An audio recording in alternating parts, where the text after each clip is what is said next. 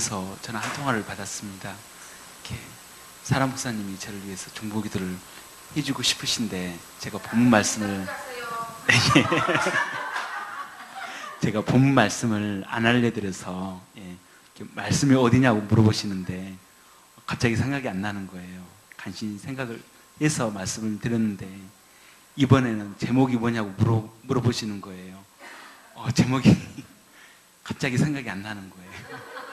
제목이 어떤 길을 걸으시겠습니까? 라는 제목으로 이 시간 함께 나눴으면 좋겠습니다.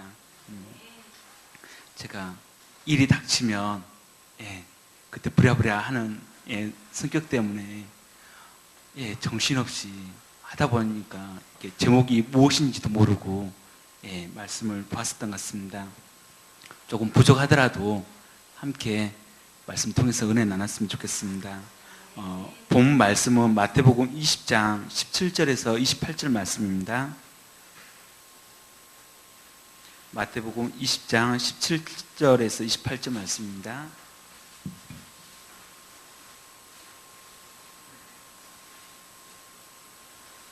다 찾으셨으면 한 절씩 교독하도록 하겠습니다. 예수께서 예루살렘으로 올라가려 하실 때 12 제자를 따로 데리시고 길에서 이르시되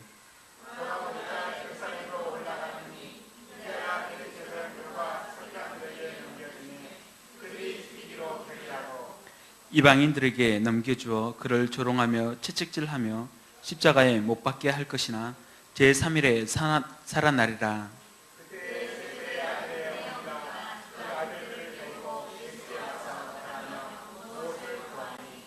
예수께서 이르시되 무엇을 원하느냐 이르되 나의 이 두 아들을 주의 나라에서 하나는 주의 우편에 하나는 주의 좌편에 앉게 명하소서.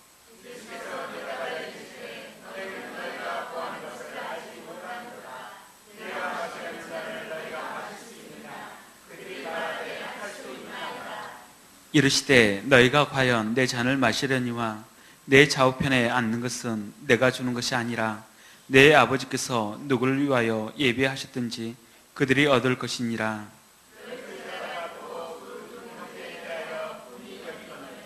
예수께서 제자들을 불러다가 이르시되 이방인의 집권자들이 그들을 임으로 주관하고 그 고관들이 그들에게 권세를 부리는 줄을 너희가 알거니와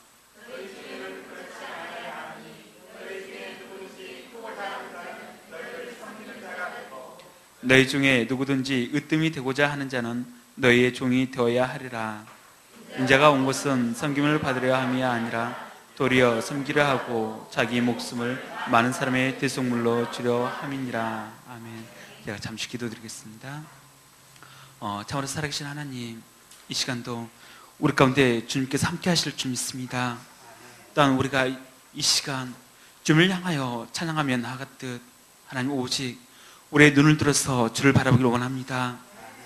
주께서 계시기에 우리가 일어설 수 있으며 주께서 말씀하시기에 우리가 나아갈 수 있음을 이 시간 고백하오니 하나님 다만 우리의 심령을 주님께서 주장하여 주시옵소서. 너는 일어나 걸으라 말씀하셨던 것처럼 하나님 비록 우리의 모습은 부족하다 할지라도 우리 가운데 말씀하시는 주의 그 음성이 있기에 하나님 오늘 우리의 형편을 바라보지 아니하고 일어설 믿음이 있음을 이 시간 고백합니다. 그 주님 앞에 이 시간도 우리의 마음의 중심을 열고 나아가오니 하나님 이 시간을 온전히 주장하여 주시옵길 이 시간 간절히 기도드립니다. 주님께 이 시간을 의탁하오며 감사드리며 살아계신 우리 주 예수님 이름으로 기도드렸습니다. 아멘.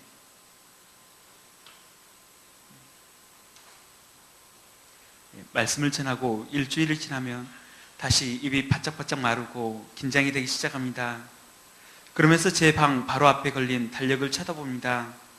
쳐다보면서 앞으로 금요일이 며칠 남았는지 속으로 카운트를 시작합니다. 그런데 이 주 달력을 바라보는데 금요일 바로 오늘 숫자 밑에 작은 글씨로 한글이 써 있는 것을 발견했습니다. 여러분 오늘이 바로 무슨 날인지 아십니까? 스승의 날입니다. 근데 여러분 마음에 스승으로 남아 계신 분이 계십니까? 저는 학문적으로 제게 도움을 주셨던 은사뿐만이 아니라 지금 내가 올바른 길로 걸어갈 수 있는 길을 제시해 준 여러 목자님들께 이 시간을 빌어 감사의 말씀을 드리고 싶습니다. 마음 같아서 스승의 노래 독창으로 올려드리고 싶지만 제가 무한하니까 여러분 같이 불러주셨으면 감사하겠습니다. 스승의 은혜는 하늘 같아서 우러러 볼수록 높아만지네 참되거라 바르거라 가르쳐주신 스승의 마음에 어보이시라. 시작. 스승의 은혜는 하늘 같아서 우러러 볼수록 높아만지네 참되거라 바르거라 가르쳐 주신 스승의 마음에 어보이시라.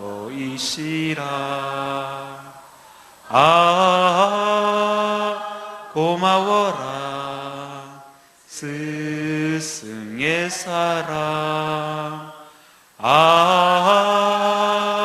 보답하리 스승의 은혜. 감사합니다. 스승의 노래 가사에 보면 고마워라 스승의 사랑, 보답하리 스승의 은혜라고 이렇게 적혀져 있습니다. 이 노래의 가사처럼 보답하며 살아가는 것이 제자의 도리인 줄 믿습니다. 그리고 그 도리란 우리 역시 누군가의 스승이 되어 참된 길을 알려주고 이끌어주는 게 아닐까 싶습니다. 그 삶을 마리아 성사님이, 아브라함 목사님이, 그리고 오늘 또 여러분을 섬겨주고 계시는 사역자님들과 여러 목자님들 아닐까 싶습니다. 또한 모든 인류의 스승 되신 예수님의 삶이 그러하셨음을 고백합니다. 우리가 오늘 또 우리의 삶의 목자 되신 예수님과 그 예수님의 삶을 따라 먼저 그 길을 걸어간 신앙의 선배의 삶을 뒤쫓는 제자의 삶으로 나아갈 수 있길 기도드립니다. 그런 의미에서 우리는 매 순간 예수님이 그의 제자들을 향해 어떤 삶에 대해 말씀하시고 그 삶 가운데로 인도하셨는지 살펴보아야 할 것입니다. 오늘 말씀 역시 그러합니다. 오늘 말씀은 예수님께서 십자가를 감당하기 위해 예루살렘으로 향하는 마지막 길 가운데서 제자들에게 주신 말씀입니다. 그러하기에 오늘 말씀은 많지 않은 시간들 가운데서 제자들에게 주신 귀한 말씀 아닐까 싶습니다. 정말 제자들에게 들려주길 원하고 그 삶 가운데로 따라오기를 바라는 스승의 마음 아닐까 싶습니다. 말씀의 배경은 이렇습니다. 예수님께서는 예루살렘을 향해 올라가는 길에 앞서 12제자를 따로 데리고 말씀하셨습니다. 곧 이는 세상 사람들과 구별되어 당신의 제자들에게 주신 특별한 말씀인 것입니다. 바로 예수님을 믿음으로 자신들의 모든 것을 내려놓고 쫓았던 자들에게 주신 말씀입니다. 그럼 그 말씀이 무엇입니까? 18, 19절을 보시면 보라 우리가 예루살렘으로 올라가노니 인자가 대제사장들과 서기관들에게 넘겨짐에 그들이 죽이기로 결의하고 이방인들에게 넘겨주어 그를 조롱하며 채찍질하며 십자가에 못 박게 할 것이나 제3일에 살아나리라는 말씀이셨습니다. 예수님께서는 지금 자신이 가야 할 분명한 길을 바라보시며 그 길이 어떠한 길인지 제자들에게 말씀하십니다. 그것도 구체적인 표현들을 들어 말씀하십니다. 곧 대제사장들과 서기관들에게 자신이 넘겨지게 될 것이며 그들은 자신을 죽이기로 결의할 것이라는 겁니다. 그리고 자신은 이방인들에게 넘겨지게 되며 그들은 자신을 조롱하며 채찍질하며 십자가에 못 박게 할 것이라는 겁니다. 이 가운데 그 어떤 것도 예수님 그 자신에게 호의적인 부분은 없었습니다. 그럼에도 예수님은 십자가의 고난과 죽음이 자신을 기다리고 있음을 알면서도 이를 회피하거나 뒤로 물러서고자 하지 않았습니다. 오히려 이를 바라보시며 그 고난의 길을 가고자 결단하셨으며 이를 제자들 가운데 말씀하고 계시는 것입니다. 그렇게 예수님은 예루살렘을 향해 올라가는 이 시점에 다시 한번 자신에게 다가올 십자가의 고난과 죽음에 대해 조롱, 채찍, 십자가 이러한 구체적인 단어로 표현하며 제자들에게 말씀하고 있지 않나 싶습니다. 왜냐하면 이제는 제자들 가운데도 예수님이 가시는 길이 어떠한 길이라는 것을 알아야 할 시점이며, 또한 이 길이 모든 것을 내려놓고 쫓아온 제자들의 삶에 있어 어디까지 자신들이 가야 할지에 대해 생각하며 결단할 수 있는 시점이 되었다고 믿기 때문입니다. 곧 그 인생의 십자가를 감당하며 예수님이 서셨던 그 자리에, 그 섬김과 순종의 자리에 설 수 있는가에 대해 제자들로 하여금 준비케 하기 위함 아니었나 믿습니다. 이처럼 자신을 향한 부르심이 어디에 있는가를 분명히 바라보며 나아가는 예수님에게 있어 어떤 흔들림이나 망설임은 없었습니다. 왜냐하면 자신을 향한 하나님 아버지의 분명한 뜻하심이 그곳에 있었기 때문입니다. 반면에 제자들에게 있어서는 어떠합니까? 그저 예수님을 바라보며 모든 것을 내려놓고 쫓아온 그들에게 있어서는 예수님을 향한 조롱과 채찍과 십자가는 너무나 멀게만 다가왔습니다. 그들의 관심은 예수님을 통한 영광이 있었지 고난과 십자가에는 있지 않았기 때문입니다. 그렇게 예수님께서는 이를 3번에 걸쳐 제자들에게 단계적으로 반복해 말씀해주고 계셨던 것입니다. 오늘 함께 보지는 않았지만 이를 예수님께서는 2번에 걸쳐 앞서 말씀하셨고, 오늘 마지막 3번째 자신이 가시는 길에 대해 구체적으로 말씀해주고 계시는 것입니다. 그때 제자들의 반응에 대해 살펴보면, 첫 번째, 예수님의 죽으심과 부활에 대해 말씀하셨을 때 베드로는 예수님을 붙들고 심하게 반발하였습니다. 바로 예수님이 누구이신가에 대해 베드로가 주는 그리스도시요 살아계신 하나님의 아들입니다 라고 고백한 후의 사건이라 베드로에게는 잊혀지지 않는 시간으로 다가왔을 것입니다. 그때 베드로는 16장 22절에 예수를 붙들고 항변하여 이르되 주여 그리 마옵소서, 이 일이 결코 주께 미치지 아니하리라 고백하였다가 예수님으로 하여금 사탄아 내 뒤로 물러가라, 너는 나를 넘어지게 하는 자로다, 내가 하나님의 일을 생각하지 아니하고 도리어 사람의 일을 생각하는도다 하며 베드로를 책망하셨습니다. 두 번째는 변화산에서 예수님의 영광스러운 모습을 보고 난 후의 사건으로 17장 22, 23절에 말씀하셨습니다. 그때 제자들은 이 일로 매우 근심하였다고 말씀을 나타내고 있습니다. 아마 베드로의 사건이 있은 후였기 때문에 직접적인 반대를 표하지 못하였고 심히 근심하였던 것 같습니다. 그리고 오늘 우리가 본 3번째 말씀 후에 제자들의 반응은 마태복음에는 기록되어 있지 않지만 오늘 말씀과 동일한 마가복음 10장에 보면 예루살렘을 향해 가는 예수님의 뒤를 따르며 두려워했음을 알 수가 있습니다. 그런데 여러분, 우리가 예수님의 이 말씀을 들으며 우리가 이 일에 대하여 반드시 근심하며 두려워할 이유가 있나 싶습니다. 왜냐하면 예수님께서는 분명히 자신에게 다가올 고난과 십자가를 말씀하시며 이에 덧붙여 한 가지 말씀을 더하셨기 때문입니다. 단지 제자들이 그 한 가지 사실을 가슴에 새기지 않았을 뿐입니다. 그럼 그 한 가지가 무엇입니까? 그것은 제3일에 살아나리라는 말씀입니다. 예수님이 이를 처음부터 계속하여 말씀하셨습니다. 그럼에도 제자들은 자신들이 힘써 쫓고 있는 예수님, 이 예수님의 고난과 핍박과 십자가, 그리고 그 죽음 가운데서 넘어가지 못하고 있는 것입니다. 그러기에 왜 예수님께서 거듭해 이와 같이 자신의 고난에 대해서만 말씀하시는지 받아들이지 못하였던 것입니다. 여러분, 꼭 우리도 이와 같지 않습니까? 우리가 힘써 주님을 쫓는다 하지만 우리 역시 주님이 가셔야 할 그 길에 초점을 맞추기보다, 또한 우리가 걸어야 할 그 길에 초점을 맞추기보다 그 길을 통하여 얻게 될 영광에 우리의 마음을 맞추고 있지 않는지 돌아보았으면 좋겠습니다. 무엇이 우리 신앙에 있어 중요한 것인지 다시 한번 생각해 보았으면 좋겠습니다. 그런 의미에서 여러분은 무엇을 바라보며 신앙의 길을 걸어가고 계십니까? 여러분 앞에 있는 조롱과 핍박과 고난의 십자가가 여러분을 기다리고 있다 해도 이 길 가운데서 뒤로 물러서지 않으시겠습니까? 만약 여러분이 그러하다면 여러분 역시 어떤 환경 가운데서도 흔들림 없이 이 십자가의 길을 따라 주님이 가셨던 그 길을 따라가리라 믿습니다. 그리고 제3일에 살아나리라 하셨던 주님의 부활의 영광 가운데 함께할 줄 믿습니다. 이를 믿으시길 바랍니다. 우리가 예수님의 십자가의 죽으심과 3일 만에 살아나심을 믿는다는 것은 결코 작은 일이 아닐 것입니다.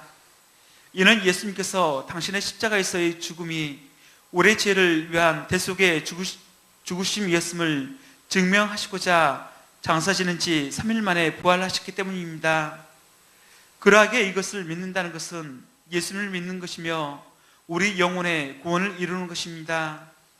또한 이는 독생자를 주시기까지 하신 하나님의 사랑을 믿는 것입니다. 더 나아가 예수님의 십자가를 믿는다는 것은 내가 용서받은 것처럼 나도 용서하는 삶을 살아야 함을 뜻하며 형제의 허물을 감당하고 섬겨야 함을 뜻하지 않나 싶습니다.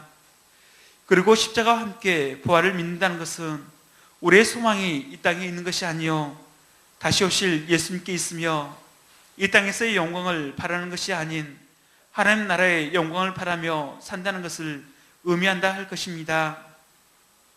그러하게 우리가 다른 어떤 것보다도 먼저 예수님의 십자가와 부활을 깊이 배울 수 있길 기도합니다. 그리고 우리가 이를 만났다면 우리 역시 이 세계를 사람들에게 소개하고 가르칠 수 있길 기도합니다. 그래서 우리 이웃들 가운데 좋은 스승이 되어지길 소망합니다. 왜냐하면 우리의 삶에서 이것보다 더 귀한 일이 없을 것이기 때문입니다. 다시 한번 우리가 그 십자가와 부활의 신앙 위에 서기를 소망합니다. 그리고 우리가 그 기초 위에 서게 될 때 우리는 영생의 기쁨을 확신하며 감사하게 될 것입니다. 그리고 더욱더 겸손해지며 양보하며 섬길 수 있게 될 것입니다. 서로의 허물을 용서하며 그 상처를 싸매어 주게 될 것입니다. 우리가 십자가와 부활을 기초로 생각하고 말하고 생활하며 우리의 삶 속에 우리 공동체 속에 그리스도의 섬김과 사랑이 더욱더 충만히 드러날 수 있길 기도드립니다. 예수님이 이처럼 메시아로서 겪어야 할 고난과 십자가의 죽음 그리고 부활이라는 중요한 사실을 거듭 말씀해 주셨습니다. 그러나 제자들에게 있어 예수님이 조롱을 받고 채찍을 맞으시며 십자가에 못 박혀 죽는다는 사실은 생각하기도 싫은 문제였습니다. 그러했기에 제3일에 살아나리라는 말은 아예 귀에 들어오지도 않았습니다. 그보다는 비록 예수님이 예루살렘에서 당할 고난에 대해 말씀하실 때 마음이 불편하고 불안하기는 했지만 예수님의 입성과 함께 영광스러운 메시아 왕국이 건설될 것을 믿어 의심치 않는 것이 더 행복했습니다. 특히 예수님께서 19장 28절에서 세상이 새롭게 되어 인자가 자기 영광의 보좌에 앉을 때에 나를 따르는 너희도 12 보좌에 앉아 이스라엘 12지파를 심판하리라 말씀하셨기 때문에 제자들은 몹시 들뜬 상태에 있었습니다. 그랬기에 그들은 메시아 왕국이 건설되면 누가 예수님의 좌우편에 앉을 것인가에 대해 예민해져 있었습니다. 특히 이러한 일들은 예루살렘에 가까이 가면 갈수록 더욱더 심해졌습니다. 분명 예수님이 왕의 보좌에 앉으면 그때 자신들도 영광을 누리게 될 줄 생각하였던 것입니다. 겉으로 내색은 안 했지만 예수님을 제외한 모두가 경쟁 상대였던 것입니다. 그때였습니다. 20절을 보시면 그 긴장된 상태, 그 흐름을 깨는 한 여인이 있었습니다. 바로 세베대의 아들들인 야고보와 요한의 어머니로 인하였습니다. 살로메로 불리는 야고보와 요한의 어머니는 그때 예수님께 나와 나의 이 두 아들을 주의 나라에서 하나는 주의 우편에 하나는 주의 좌편에 앉게 명하소서 말하며 소위 우리가 말하는 자리 청탁을 하였습니다. 아마 자식을 향한 어머니의 마음이 우리나라나 유대 땅이나 현재나 과거나 비슷하지 않나 싶습니다. 그러했기에 예루살렘 입성을 앞두고 두 아들의 어미로서 가만히 지켜보기에는 그 위치가 너무 아슬아슬하게 보이지 않았나 싶습니다. 특히 베드로를 볼 때면 자꾸 자신의 아들들이 뒤로 밀리는 것 같아 불안했었던 것 같습니다. 그래서 이참에 예수님께 확실한 화답을 얻고자 나와 묻게 된 것입니다. 어떻게 보면 참으로 무례해 보이고 어떻게 보면 참으로 대단해 보이기도 합니다. 실은 이 자리까지 나와 이런 말을 하기에도 보통 믿음을 가지고는 어렵기 때문입니다. 왜냐하면 지금 이곳은 그녀가 살고 있었던 갈릴리 바다와 너무도 멀리 떨어져 있는 예루살렘 근방이었기 때문입니다. 즉 야고보와 요한이 예수님의 부르심에 그들이 곧 배와 아버지를 버려두고 예수를 따랐던 것처럼 그녀 역시 말씀에는 나오지 않았지만 아들을 쫓아 예수님을 쫓아 이 먼 길까지 오게 되지 않았나 싶기 때문입니다. 또한 예수님이 돌아가신 그 현장, 꼭 골고다 언덕에서 요한을 제외한 모든 제자들이 도망간 그때에도 그 자리를 지켰던 여인이 바로 야고보와 요한의 어머니였습니다. 이에 대해 마태복음 27장 55, 56절에 보시면 예수를 섬기며 갈릴리에서부터 따라온 많은 여자가 거기 있어 멀리서 바라보고 있으니 그 중에는 막달라 마리아와 또 야고보와 요셉의 어머니 마리아와 또 세베대의 아들들의 어머니도 있더라 했습니다. 이처럼 예수님을 섬기며 갈릴리에서부터 따라왔던 사람이 세베대의 아들들의 어머니였으며 또한 모두가 두려워했던 죽음의 자리를 지켰던 분이 바로 야고보와 요한의 어머니였던 것입니다. 그러하기에 단순히 치맛바람만을 일으킨 여인으로 치부하기엔 뭔가 부족하다 할 것입니다. 단지 자식을 너무나 사랑한 어머니의 모습으로 보아야 할 것 같습니다. 어찌됐든 예수님은 살로메의 이러한 청탁을 듣고 예수님이 바라보시는 것과 제자들이 바라보는 것에 많은 차이가 있음을 아셨습니다. 그러하기에 예수님께서는 너희는 너희가 구하는 것을 알지 못하는도다 말씀하셨던 것입니다. 그리고 도리어 예수님께서는 내가 마시려는 잔을 너희가 마실 수 있느냐 물으셨던 것입니다. 우리가 무엇을 바라보고 무엇을 추구하느냐에 따라 동일한 곳을 바라볼지라도 생각의 양상은 달라질 수가 있습니다. 예를 들어 숲이 우거진 산의 정면만을 바라보는 사람과 절벽뿐인 산의 뒷면만을 바라보는 사람의 그 산에 대한 평가는 똑같을 수가 없습니다. 그 평가는 울창함과 삭막함이라는 극단적인 평가로 나타나게 될 것입니다. 지금 예수님과 제자들의 모습이 이러하지 않나 싶습니다. 예수님이 분명 예루살렘을 바라보며 십자가의 대속의 길을 바라보았지만 제자들의 마음에는 예루살렘을 통한 영광의 자리를 바라보았던 것입니다. 그러했기에 예수님께서는 너희는 너희가 구하는 것을 알지 못한다 말씀하셨던 것입니다. 그 예수님의 첫살할 정도 아픔과 고독한 길을 제자들은 알지 못했던 것입니다. 이는 예수님이 앞으로 감당하셔야 할 십자가의 잔을 알지 못했던 것과 같습니다. 아마 축배의 잔으로 생각하지 않았나 싶습니다. 그러했기에 예수님께서 내가 마시려는 잔을 너희가 마실 수 있느냐 물으셨을 때 그들이 할 수 있나이다 고백하였던 것입니다.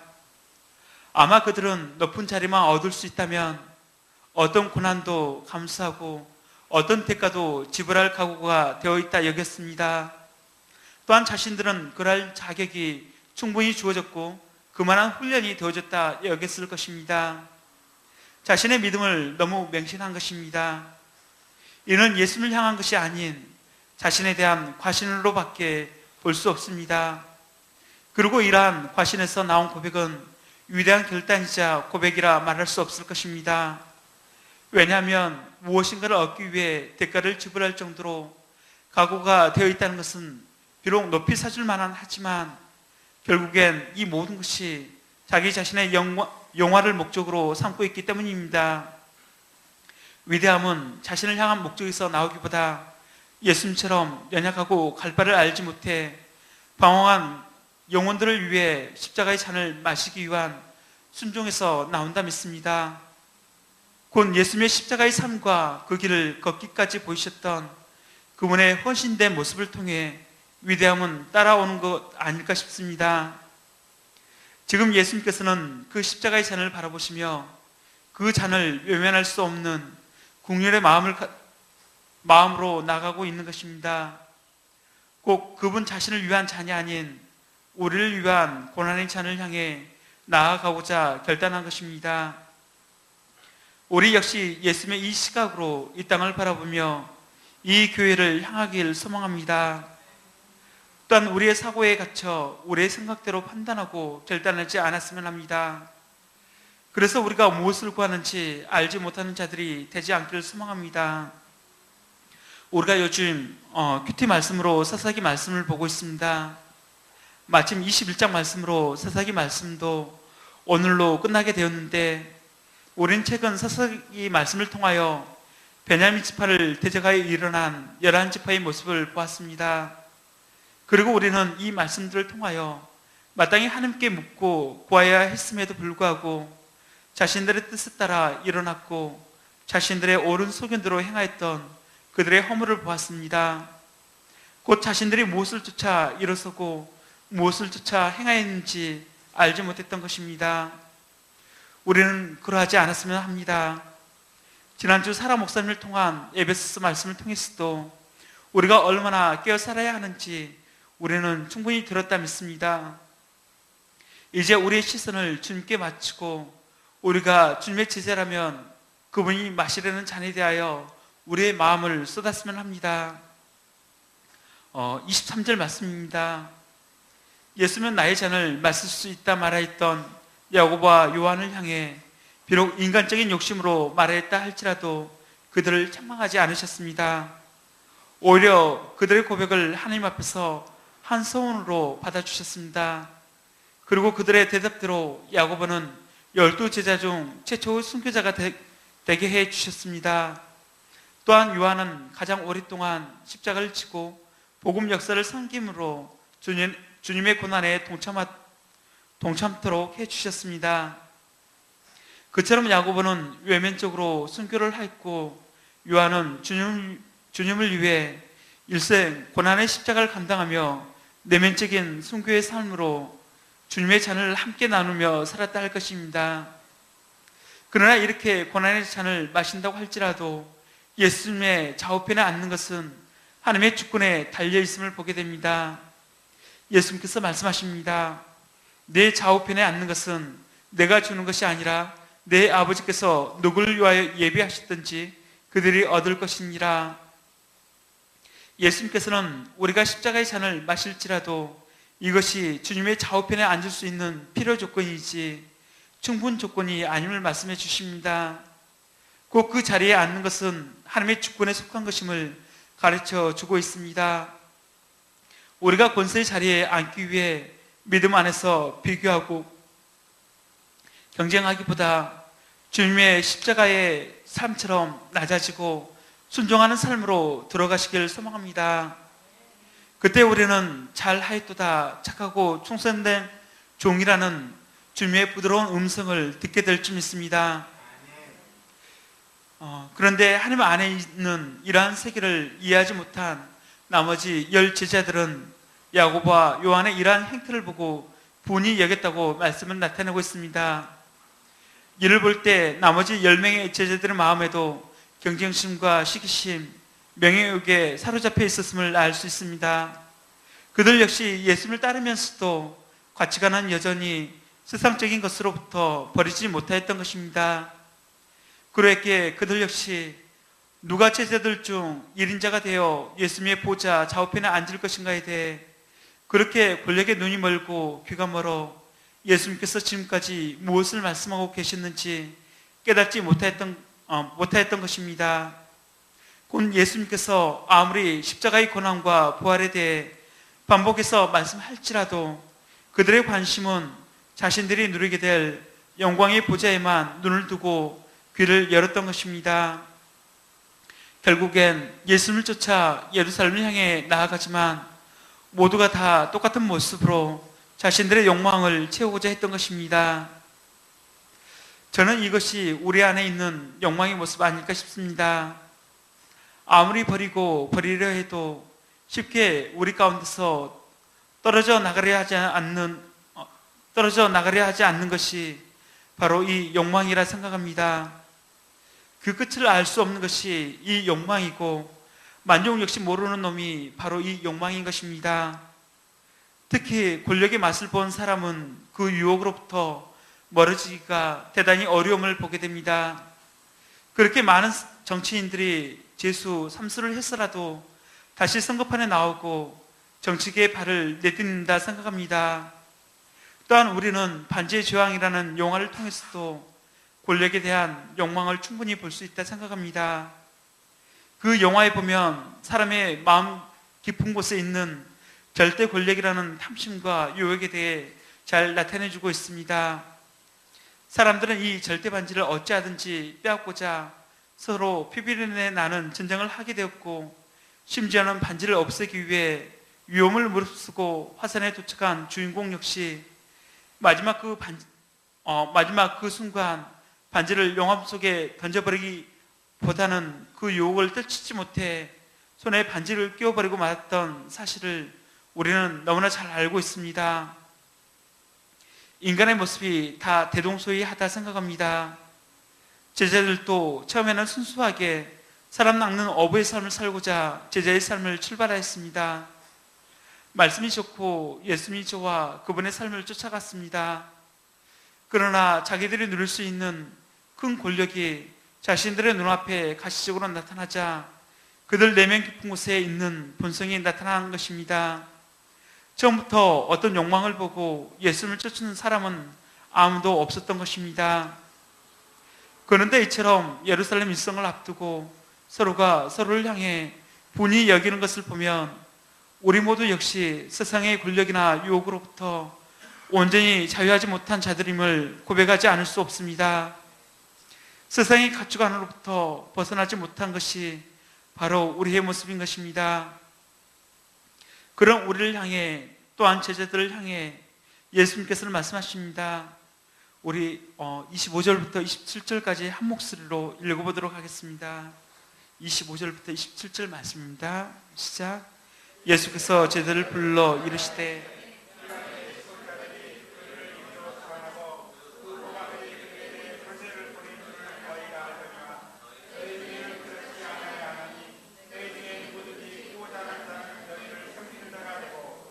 너희 중에 누구든지 으뜸이 되고자 하는 자는 너의 종이 되어야 하리라. 아멘.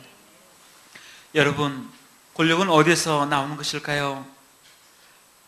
골로새 3장 22절에서 4장 1절 말씀을 보시면 종들은 육신의 상전들에게 주께 순종하듯 하고 상전들은 의와 공평으로 종들을 대할 것을 말씀하고 있습니다.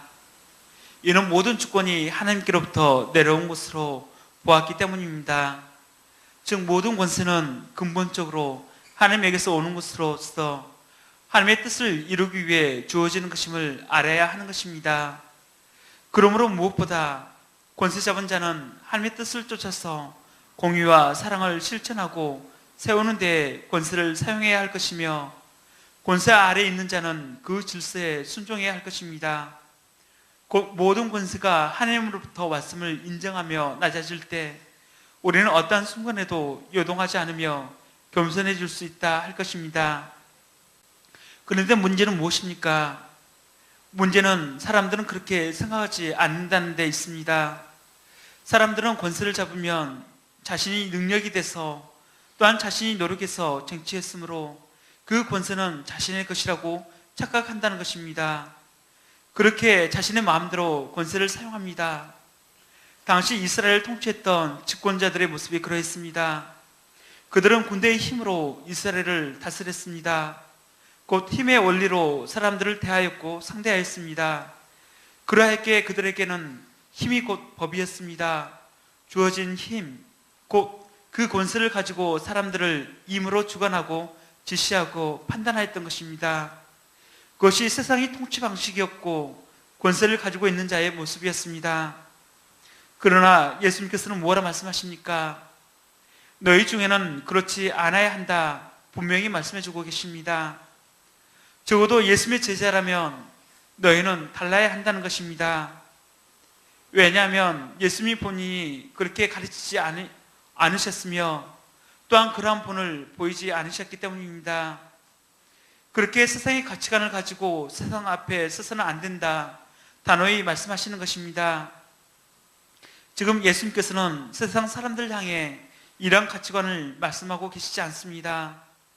당신을 믿고 쫓는 제자들에게 주시고 있습니다. 바로 우리를 향해 주시고 있는 것입니다. 그것은 세상적인 가치관과 다른 어떤 삶을 가지고 우리가 살아가야 한다는 것입니다. 저도 그렇게 살아야 한다 말씀하고 계시는 것입니다. 그럼 예수님이 말씀하시는 세계는 어떤 세계입니까? 그것은 누구든지 크고자 하는 자는 너희를 섬기는 자가 되고 누구든지 으뜸이 되고자 하는 자는 너희의 종이 되어야 한다는 것입니다. 이는 다시 말해 낮아져 섬기는 자가 큰 자요, 종이 되어서 다른 사람을 도와주는 자가 진정으로 으뜸되는 큰 자라는 것입니다. 곧 높아지고 큰 자가 되는 것은 자리와는 무관하다는 것입니다.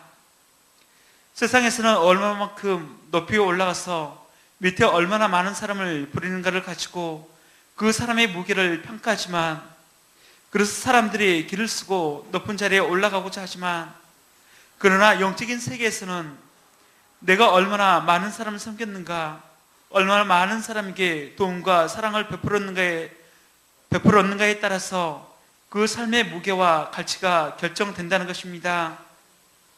이것이 바로 예수님이 말씀하시는 가치관의 세계인 것입니다. 우리가 세상적인 가치관과 예수님이 제시하시는 가치관을 혼돈하지 않았으면 합니다. 우리의 욕망이 아직도 꿈틀거려 세상에 대한 가치관을 버리지 못한 미련으로 우리의 발목을 잡을지라도 우리를 위해 십자가의 길을 가셨던 주님을 바라보며 그분의 가르침 가운데 거하였으면 합니다. 예수님께서도 분명 어떤 삶이 우리에게 유익한 삶인지 아셨습니다. 그렇지 않았다면 주의 나라가 임할 때, 주의 좌우편에 앉게 해달라는 요청을 받았을 때 즉시로 허락해 주셨을 것입니다. 왜냐하면 제자들만큼 예수님께 헌신하고 모든 것을 포기하고 따라온 자들은 없었기 때문입니다. 예수님이 가장 가까이서 주님께 순종하며 따라온 자들이 바로 이들이었기 때문입니다. 그럼에도 예수님께서 이를 흔쾌히 허락하지 않으심은 예수님께서 보실 때 정말 중요한 것은 자리가 아니었기 때문입니다. 예수님께서 보실 때 이보다 더 중요한 것은 자리가 아닌 섬기는 삶 가운데 있었기 때문입니다. 저 역시 지금은 주님의 이 천국의 원리를 잘 영접하지는 못하고 있습니다. 여전히 좀 더 편한 삶이 좋고 섬기는 것보다 섬기를 받는 것이 때론 좋을 때도 있습니다. 그러나 그럼에도 불구하고 제가 이것을 말씀드리는 것은 우리가 알지 못하고 걷는 것과 잘 되지 않지만 언젠가는 예수님의 이 가르침을 따라 살게 될 날을 소망하며 걷는 것은 분명한 차이가 있기 때문입니다.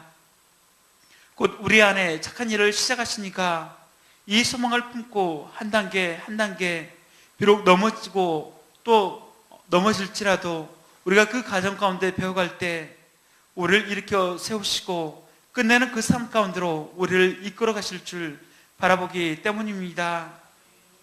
여러분, 섬기는 것이 쉬운 것은 분명 아니지만 그렇다고 우리가 넘지 못할 산은 아닌 줄 믿습니다. 조금 어려울지라도 우리가 조금씩 양보하며 상대보다 더 낮아진 마음으로 섬기는 자들이 되었으면 합니다.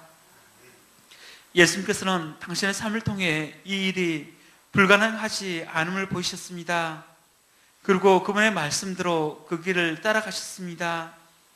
우리 28절 말씀을 다시 한번 읽어보도록 하겠습니다. 28절 말씀입니다. 시작. 인자가 온 것은 섬김을 받으려 함이 아니라 도리어 섬기려 하고 자기 목숨을 많은 사람의 대속물로 주려 함이니라. 아멘. 예수님께서는 자신이 가야 할 그 길이 무엇인지 정확히 바라보셨습니다. 예수님이 바라보셨던 그 길은 어떤 길이었습니까? 첫째는 섬김 받기 위함이 아닌 섬기기 위한 길이었습니다. 예수님은 하나님의 아들로 사람이 되어 이 땅 가운데 낮아지신 메시아 되신 분이셨습니다. 이를 생각할 때 예수님은 모든 사람들의 으뜸이 되시는 가장 높으신 분이셨습니다. 그럼에도 그분은 섬김을 받으려 오시지 않고 도리어 섬기러 왔다 말씀하십니다. 또한 실제로 그분은 그러한 삶을 살아오셨습니다. 그것도 우리 모두가 꺼려하는 소외된 사람들을 찾아오셨고 그들을 섬겨주셨습니다. 병든 자를 치유하셨고 눈먼 자를 보게 하셨습니다. 귀신들은 고라사 광인뿐만이 아니라 모두가 꺼려하는 문둥병자를 만지시며 고쳐주셨습니다. 둘째로 예수님이 가셨던 그 길은 많은 사람을 살리기 위한 대속의 길이셨습니다. 바로 이 대속의 십자가의 사랑과 희생의 섬김을 통하여 우리가 생명을 얻게 된 것입니다. 그것도 우리의 욕심을 따라 세상의 길을 바삐 걸으며 살아갔던 우리를 위해 그분은 십자가의 길을 가셨던 것입니다. 결코 사랑받을 만한 조건이 되었기에 우리를 사랑해 주신 것이 아닌 것입니다. 우리가 죄인 됐을 때 우리를 먼저 사랑해 주신 것입니다. 주님은 이처럼 당신이 가셔야 할 그 분명한 길 앞에서 한치의 흔들림이 없었습니다. 여러분, 우리는 무엇을 자랑하고 있습니까? 우리는 무엇을 쫓아 달려가고 있습니까? 혹 주님을 따르지만 주님 외에 다른 것들이 보이진 않습니까? 오직 주님이 붙드셨던 십자가만을 보이시기를 소망합니다. 그 섬김의 은 앞에 더욱더 낮아지고 우리 역시 주님을 닮은 섬김의 옷을 입었으면 좋겠습니다. 그래서 이제는 우리가 주님의 겸손과 희생, 섬김의 그 자세를 본받고 이를 우리의 자랑 삼았으면 좋겠습니다. 그래서 우리가 주님 안에서 무엇을 얻어 자랑하는 것보다 주님 안에서 더욱더 낮아진 우리의 모습으로 주님 앞에서 기쁨 삼는 우리의 존재가 되어졌으면 합니다. 예수님이 이를 위해 인자에 온 것은 자기의 목숨을 많은 사람의 들속물로 주려 함이라 하셨습니다. 이제 우리 역시 주님 앞에서 우리가 걸어가야 할 그 분명한 길을 바라보며 달려가는 우리 모두가 되어지기를 소망합니다. 아멘. 예비팀 나와서 잠깐 도와주셨으면 감사하겠습니다. 4층에서 말씀을 마무리하고 있는데 예수 열방의 소망이라는 찬양을 아래층에서 연습하고 있더라고요.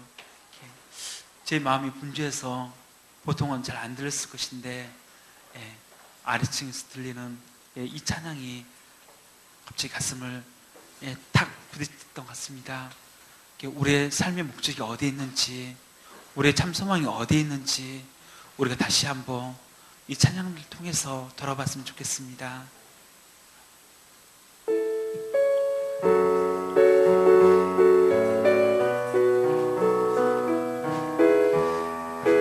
예수 열방의 소망, 예수 우리의 위로자. 열방의 소망, 예수 우리의 위로자. 주는 온 땅의 영원한 소망, 온 땅의 영원한 소망. 예수 어둠 속의 빛, 예수 어둠 속의 빛. 예수 변함없는 진리, 변함없는 진리. 주는 온 땅의 빛이 되시네.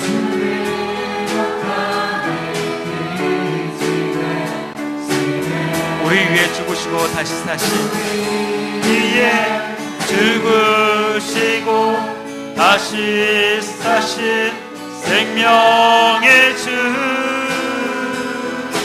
주님만이 소망이요 변함없는 반석이라. 주님만이 온 세상을 비추시네. 또 죽음에서